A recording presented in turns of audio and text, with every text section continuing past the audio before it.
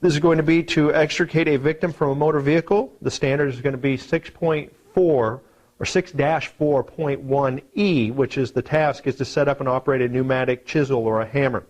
Performance outcome, the candidate wearing full protective clothing and eye protection should demonstrate the proper use of a pneumatic chisel or hammer. An assistant may run the pneumatic source under the direction of the candidate. So as always, you're going to have to show them or demonstrate to that assistant how you want them to operate, whether it's the pneumatic valves, whether it's a hydraulic valve system. Anything that we're doing with these scenarios, you've got to demonstrate your ability to show somebody how to operate it if you want them to operate that system. On the conditions, give me personal protective clothing, boots, pants, coat, hood, gloves, eye protection, and helmet, and a pneumatic chisel or a hammer, pneumatic source, and the connectors. The candidate shall demonstrate the ability to inspect the equipment for damage, check the area for hazards or flammable vapors, attach the appropriate cutting bit into the hammer, connect the regular hose and hammer so it is ready to operate, power the device and adjust the pressure as necessary, operate the hammer, maintain control, and cut the material as directed, disassemble the equipment, and place the hammer and all components in a designated area in a ready state for reuse. So you always, with this equipment, you have to check it and inspect it, point out any type of damage or defect. But remember with this one, if you have an assistant running a valve to pressurize the pneumatic device and you need them to increase or decrease the pressure, you need to have shown them how to do that. You can't just say increase the pressure. You need to have demonstrated that to them prior to that, them opening that valve to allow for pressurization on that pneumatic system. Always demonstrate those things, verbalize so that they are able to perform it to the specifications that you ask for.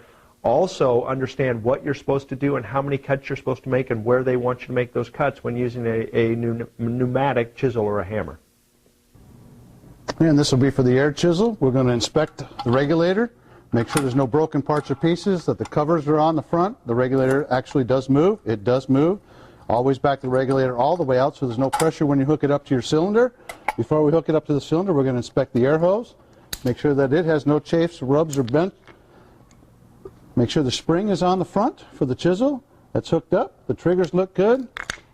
The actual chisel piece we're going to use is in good shape also. And we know our SCBA cylinder is good because it has a good hydro date on it. Simply hook it up to our cylinder. This happens to be a 2216. You can use 4,500 pounds with this because the regulator is a 6,000 pound regulator, so it will not hurt that. So you hook up that, turn on your cylinder, check your pressure. We're a little bit low, but we're good. We got plenty of working pressure.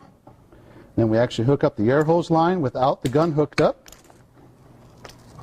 It's just a regular air hose fitting, just like you have in your home.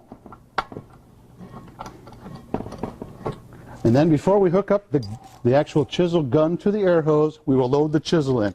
Always do that with the hose disconnected, so in case you push the trigger, you won't get a fire onto you. Simply just sits behind the spring, locks in place. Hook up the air hose, if I can pick it up off the ground.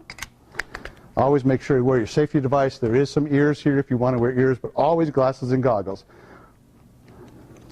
Set the regulator to the proper working pressure. We set it at about 118 to 120 pounds.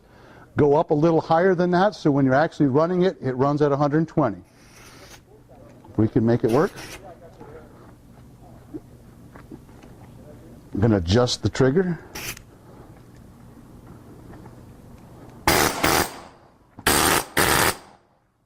And when we go to shut it off, simply back the regulator all the way out, run the gun until there's no pressure on it. You hear there's no pressure left on it. Disconnect the air hose, shut the SCBA cylinder off. Once the SCBA cylinder is off, reapply the hose pressure to take all the pressure off of the regulator before you disconnect it from the cylinder. So now there's no pressure on the first gauge or the actual second gauge for the cylinder pressure itself. Disconnect, disconnect, and disconnect the regulator. Check to make sure that you haven't damaged anything, that the plastic's still in the front. These tend to come off. Make sure that they're there. Check your hoses again.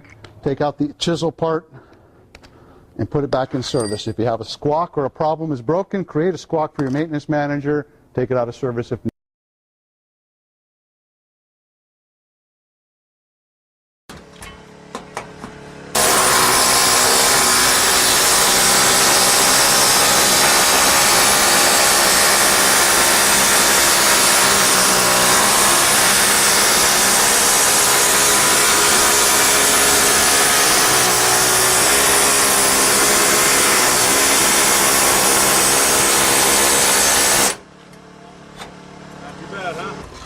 back it up, and I'll carry one of the stools, you carry the other two.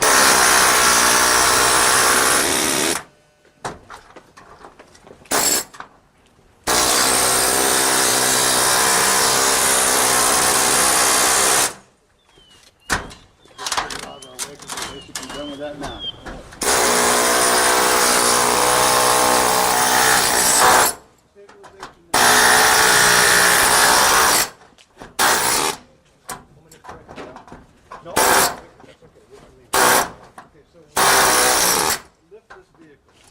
Pretty wild how it works.